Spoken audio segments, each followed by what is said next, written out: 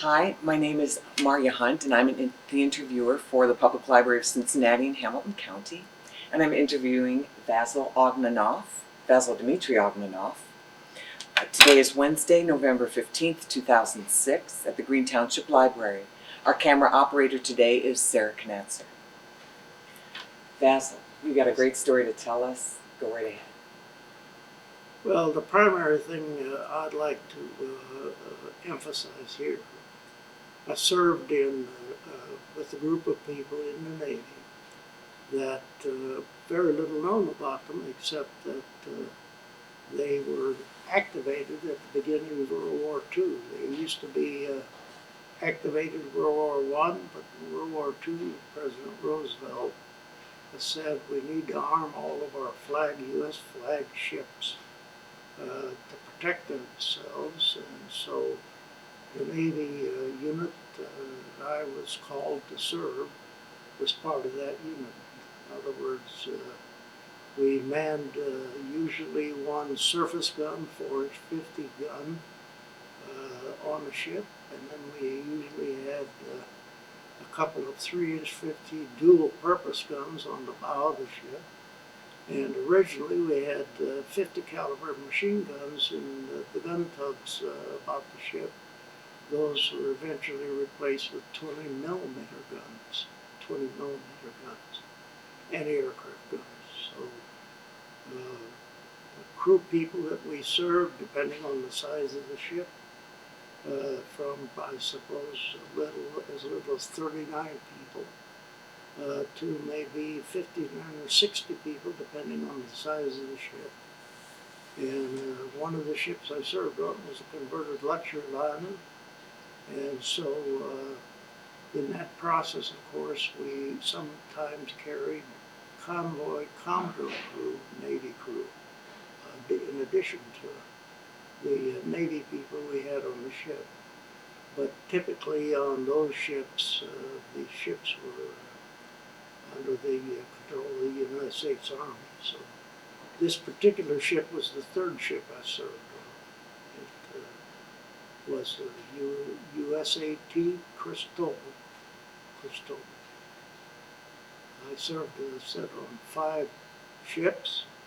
The first one I sailed on twice. We traveled the second trip around the world by ourselves in 1943, which was quite a feat, as a matter of fact. The second ship that I was on was the one I really saw the action with, and that was in Italy. The third ship I served on was the USAT Cristobal. This is the luxury liner. That ship we made about 60 days after D-Day in France. So many of the United States troops that we discharged in Cherbourg, also people that went on into the Battle of the Bulge, and then on into Germany toward the end of the war. So the Armed Guard, of course, was a group of people that were just gunners to man these various guns on the ships. And I'd be happy to show you pictures I'd love of to see those. them. Sure.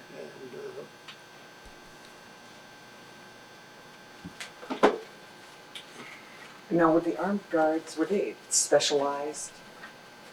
And they're Navy people. They were not specialized to that extent. They were Navy people, ordinary seamen.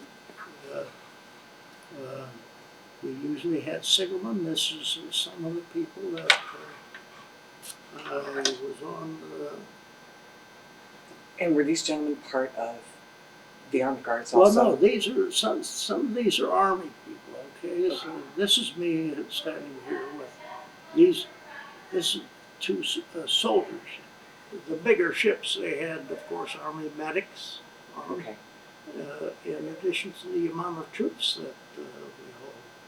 And of course, these people here are signalmen, Navy signalmen, and there's Yes. And, this is my picture too. There's a .50 cannon that And did you we fired. fired those also? I stood too close to the end of this one in Gibraltar when we were at anchor. We were firing at targets on the surface, practice firing, What happened? and I got my eardrum busted up. I had to be discharged from the ship, put in a British hospital. 10 days later, we were still in port, so the gunnery officer requested I be put back on the ship. And then I got back on the ship. We proceeded into Oran, Algeria, Malta, and Sicily, and then the first ships into Naples. These are some of the gunnery officers, matter of fact. Now, with the gunnery officers, could they also be? Was it strictly through the Navy that they were gunnery officers? Navy, yeah. Okay. Navy gunnery officers. Okay. Navy personnel. I'll show you the archive reports that they found, okay? Sure. Okay. Where was this? This particular gun was on the USAT Cristobal. I was the lead gunner's mate here, That's you. and he was the boatswain mate. And again, as I mentioned to you early on, both of us were right arm right Navy people, and signalman was a right arm right, radioman was a left arm right. Okay. So, Right. these are other pictures. I can't remember exactly where these were taken.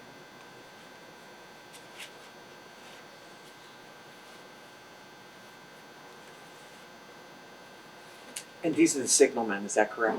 Yeah, this is me, of course. I'm standing there where somebody took my picture. These are Army nurses that were on this particular ship. That guy looks really happy.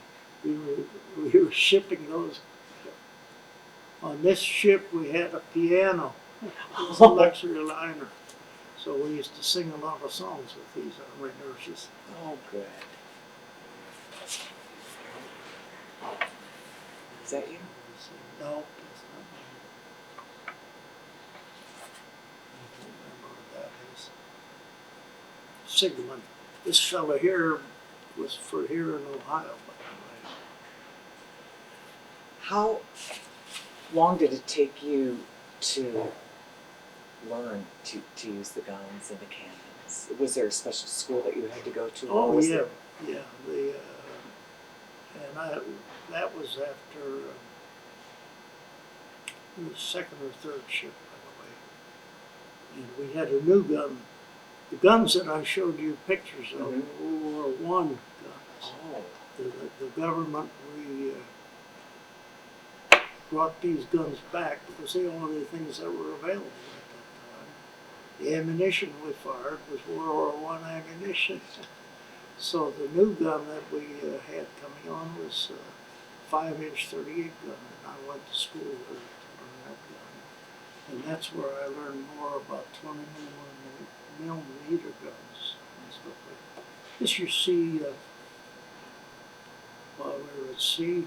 These are some more Army nurses.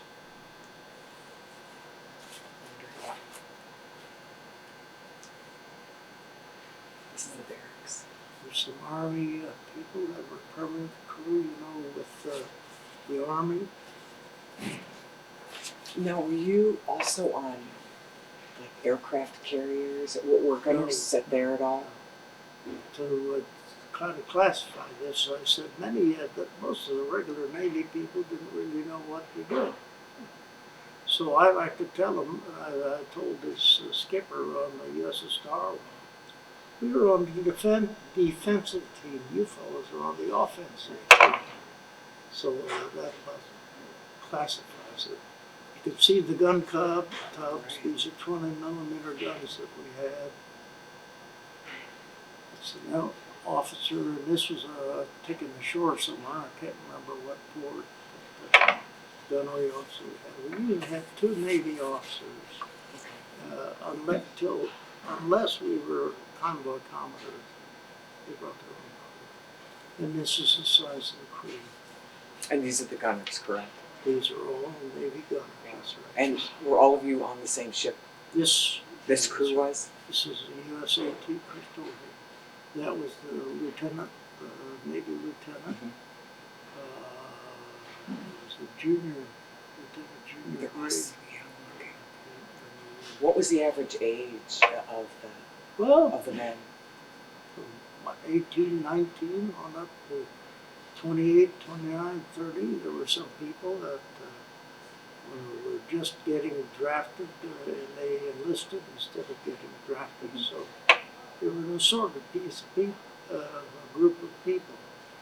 The reason they wound up in the Armed Guard is because the Navy were placing us as we went out of boot camp. Boot camp was at Great Lakes for me. There were other boot camps, and we were called to report to Brooklyn at the Armed Guard Center in Brooklyn. So we took an overnight trip from Great Lakes to New York City, and then we reported on Brooklyn. So the Armed Guard shipped out of 3 bases in the United States: Brooklyn, New Orleans, and then San Francisco. So all told, I guess there are about 150,000 of us that served in that capacity. Just a picture of my cousin. He was coming into the Navy when I was being discharged. So he was So nuns. Nuns, that's right. These were all taken in some foreign port. I can't tell you which. The nuns were probably in Italy. And they came aboard the ship? Oh yeah. Oh, nice. As a matter of fact, in Sicily, yeah. Some of these pictures here, I'll show you. Okay.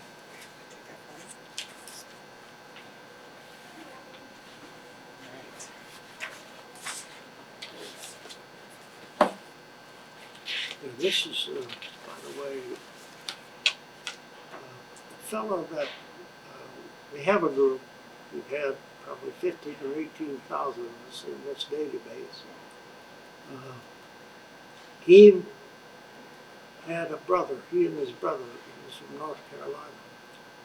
He and his brother were coming into the Navy when I was at one of the schools over there, Navy gunnery schools.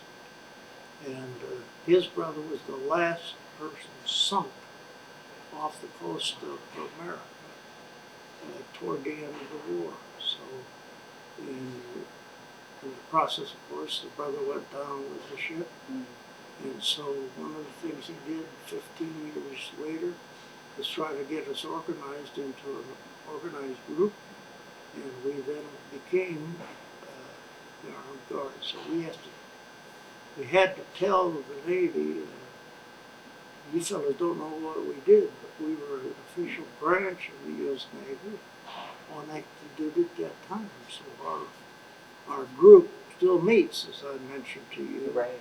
Every other month. We meet up here in Forest Park for lunch, and people come from as far as Salina and Hamilton. And, as long as there are people available, we have no dues. We publish a newspaper. As soon as this fellow gets enough money together from donations and so forth, then he publishes a newspaper. That's nice. I see you have noted there, and you were talking about it earlier, about your time in Naples, Yes. and that there was Yeah.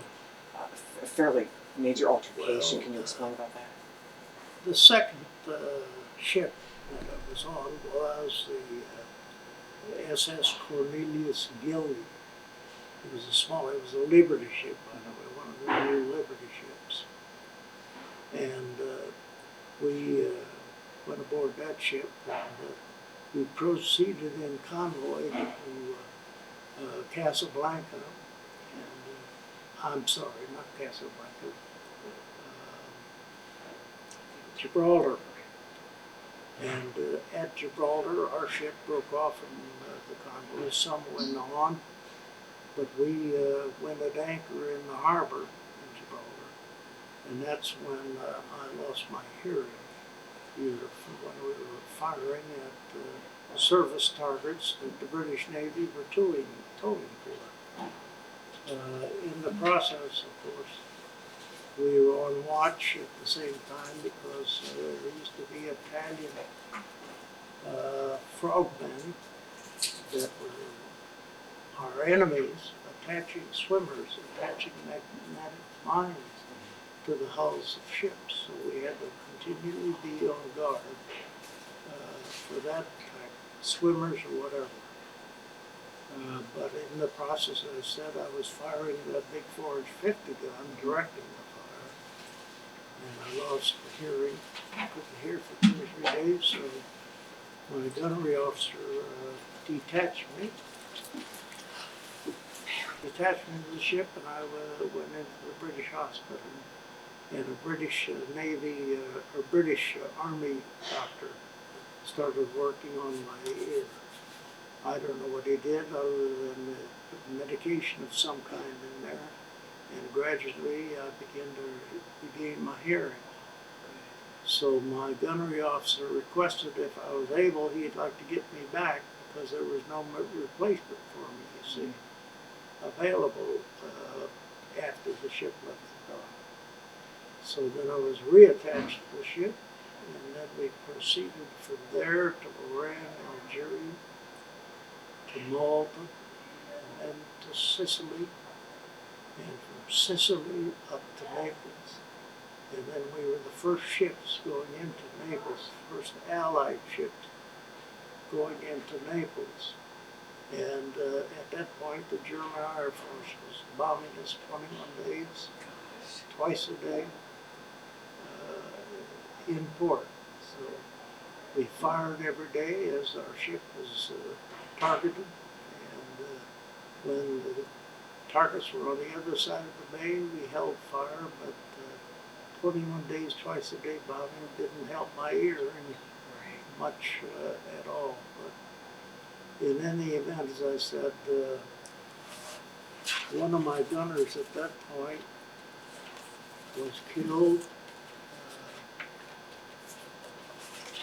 I have let's see here. What was the gunner's name, if I may ask? Fillmore. Paul Irving Fillmore. This is the art guide, by the way, that Okay. dictates. I'll show you.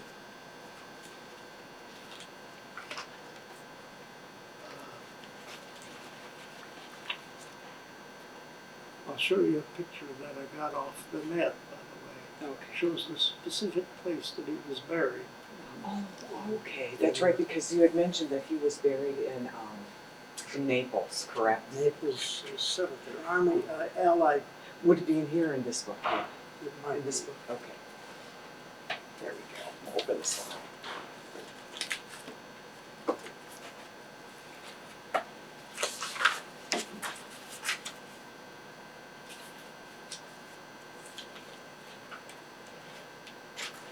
And he was, he was under you then? You were his officer? He was in my gun crew. Okay. As I mentioned to you earlier, one of the times, this pistol, by the way, here's his name, Okay. Fillmore, and his loader on that 20mm gun. He also There were two, yeah, expired? Okay. a loader. He got wounded also. Was this from the airplanes that you said that were bombing? Shrapnel. The shrapnel? The German Air Force were bombing us. 21 days, you could set your wristwatch. And I was going to ask you about that.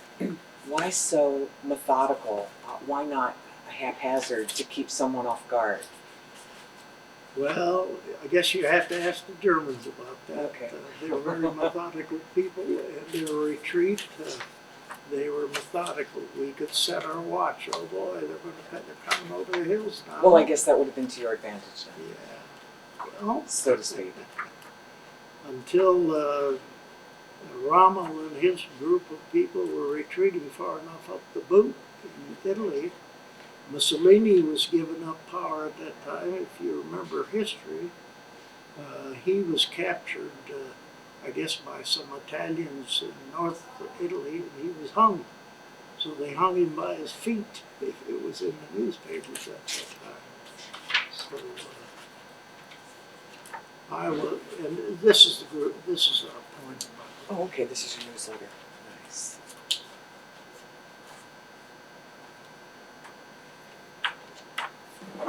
As I said, I have official archive. This is where I was removed from the ship and reattached to the ship.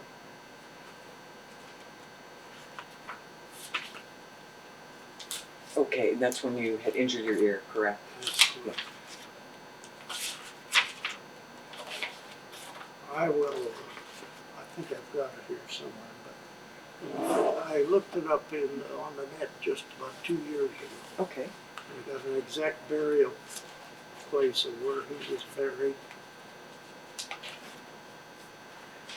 Sarah, did you just want to pause it for a moment and then we can just look this? All of this I got from the National Archives. This is his report, the gunnery officer's report. Oh, I see, yes. Shrapnel.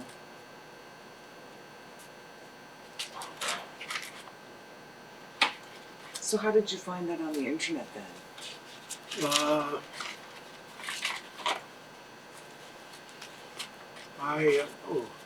here. Great. Yep. So this is what you found on the net. on the net. So this was where American Battle Monuments Commission. I think that's what I looked up. And then it talks about in Italy there were some burial places. The U.S. Army. This is U.S. Army controlled okay. area. Our, of course, Navy people on the regular ships, they just dropped them over the side. Oh. Were dead, but we buried him in Naples. Yeah, that's nice because then his family would be able to go there. You know. That's right. Of course, if many or few, I suppose, had the bodies exhumed and shipped back to the States. So that would make sense. but he's there in Naples. I think Netuna is the name of the.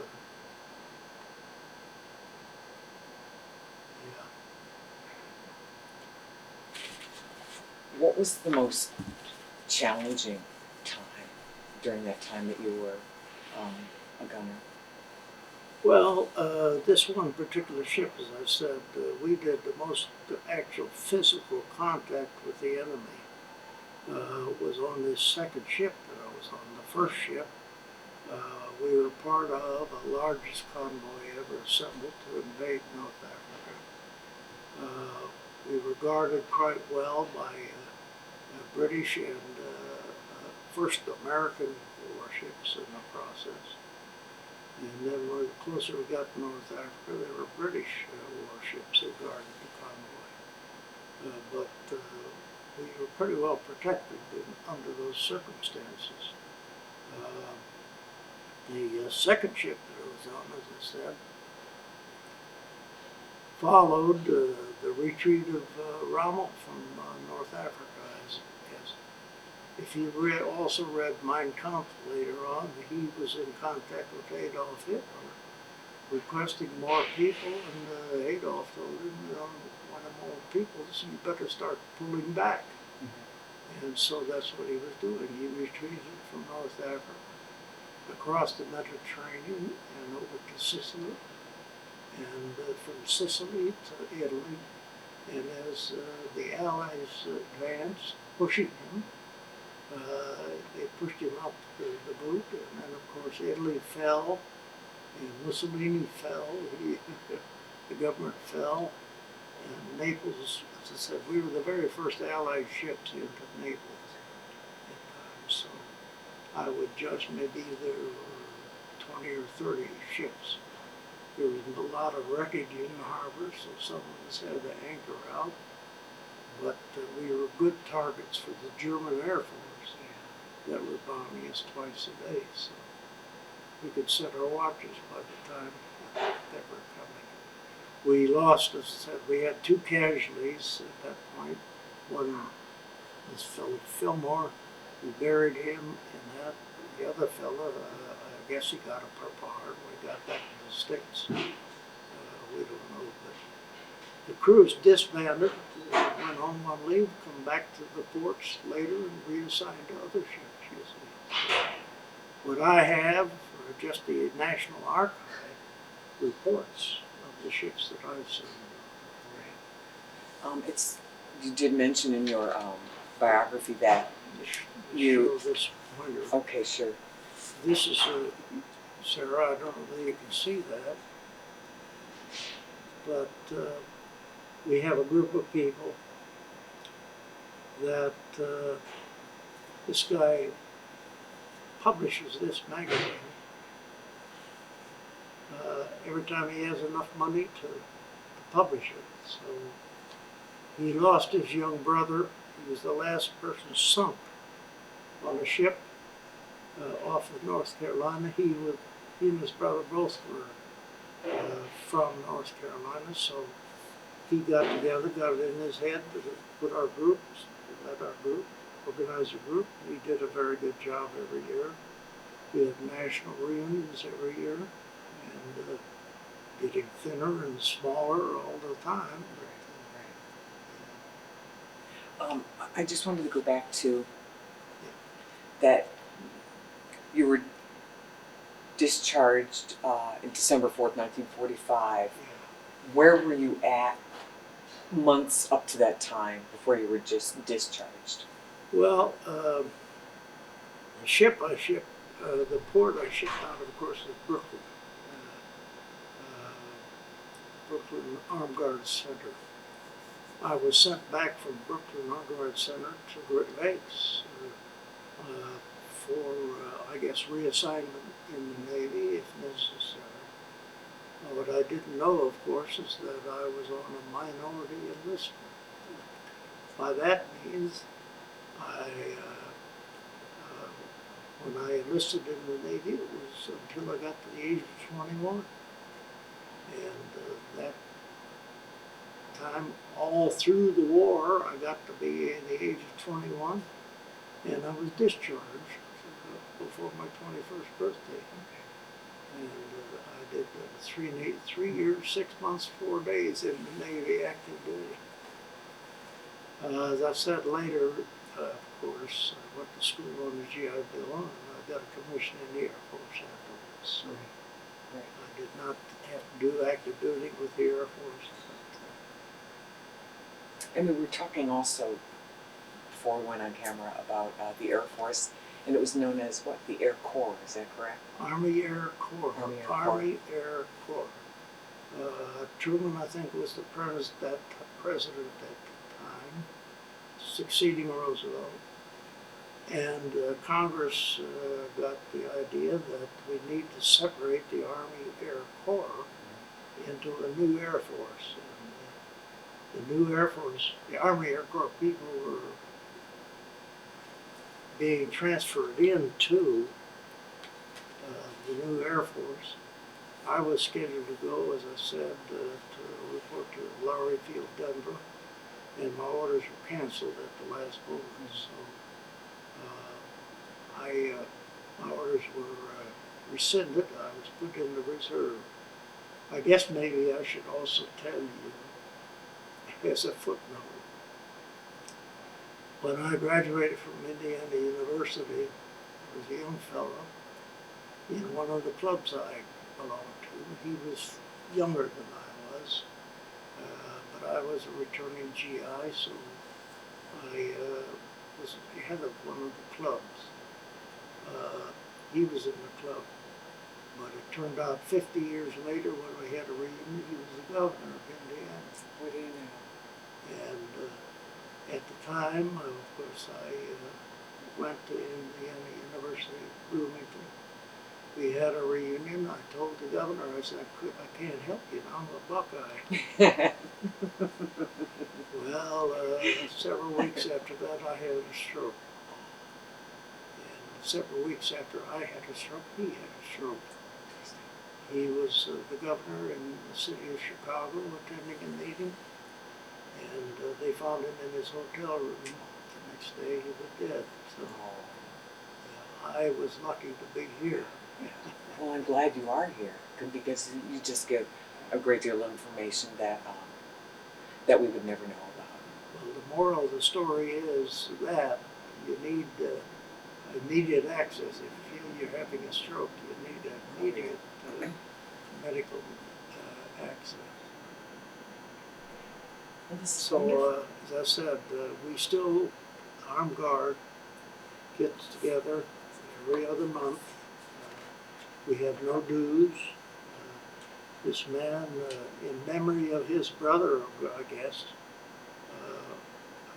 younger brother, he put together this group of people, and we have to point out to the officials in the U.S. Navy, you don't know what we did, but we were an actual group of people in the United States Navy. So some of the higher ups in the Navy then didn't even really know about. No. Wow. When we got together, as I gave you the story about meeting with the enemy in Portuguese East Africa, one of the German consulate people came over to our table and threatened us. And one of the young kids was 17. He was in the regular Navy, and he stayed and became a career Navy man later. But he told this German in a pig's eye. And so, you know, we because it was a neutral port, we couldn't kill each other. Just threatened? We were threatened. When our ship left, we left the port in full alert and proceeded on from there to Durban, South Africa, Cape Town, and then on over to South America before we returned back to the States. So it was a complete trip around the world all by ourselves. Amazing. Yeah, amazing. I wanted to go back to one of the things you said. You said that sometimes there would be, I guess, explosives would be placed underneath on the ship by Italian frogmen. Okay. Frogmen, swimmers. But they were Italians who were Oh, yeah. doing it? Oh. Yeah, they were Italian swimmers from Sicily and Italy. Italy was our enemy, if you recall, Yeah, in World War II. So these fellows were underwater swimmers. They'd get this bag of magnetic bombs Yeah. and swim under the ships and attach them to the hull of the ship. And the ship they swim away, and pretty soon they detonate the ship. Now, did you also have to constantly have men, like in boats, or constantly, like in scuba gear, swimming around the ships, or? No, we 24/7. In other words, we had watches 24 hours a day. Okay. People that were on the bow of the ship, up on the bridge. So yes, certainly we had field glasses. Anything that looked funny. Like we had a torpedo attack in the Indian Ocean. You could see the torpedo coming in toward a group of ships What did you do? underwater. So there was a torpedo off the port bow. Ships would have to maneuver around. Well, how fast could a ship maneuver with a torpedo? The Well, ships are huge. If they were in a position in the column, they could maneuver out of the way. If not, we never had one that was hit. But, yeah, that was fine. What German submarines are doing in the Indian Ocean is beyond me, but I guess it could have been Japanese also. Yeah, right. And you said also that you were in the Atlantic and the Mediterranean, as you spoke of. Oh, and also um, the European and the Pacific theaters. Yes. The campaign's military people, there are three places. The American theater, which is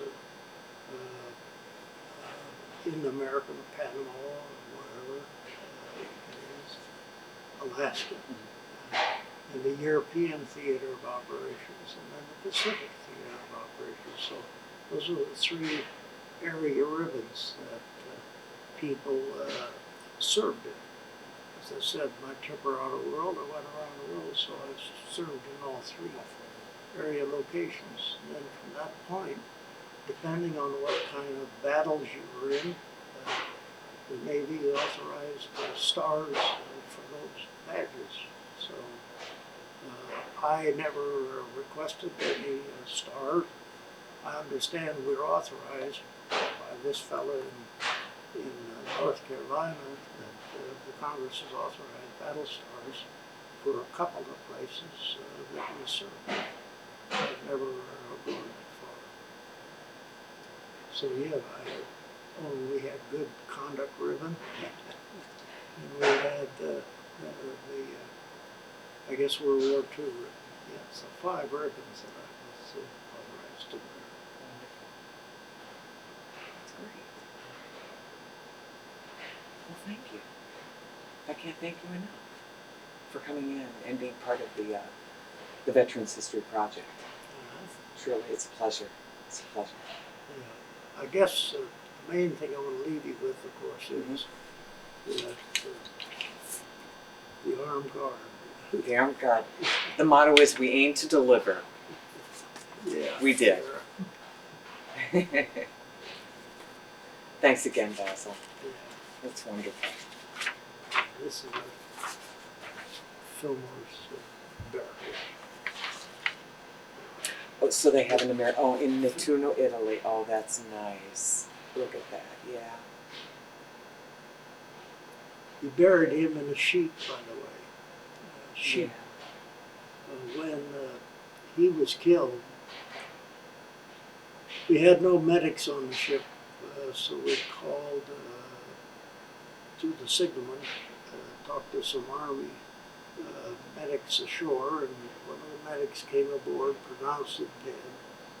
He had shrapnel in his stomach. He was laying on the mess hall table, where to eat. Right.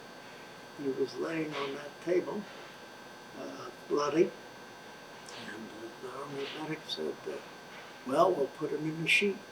No coffins or anything like that. So we put him in the sheet, and then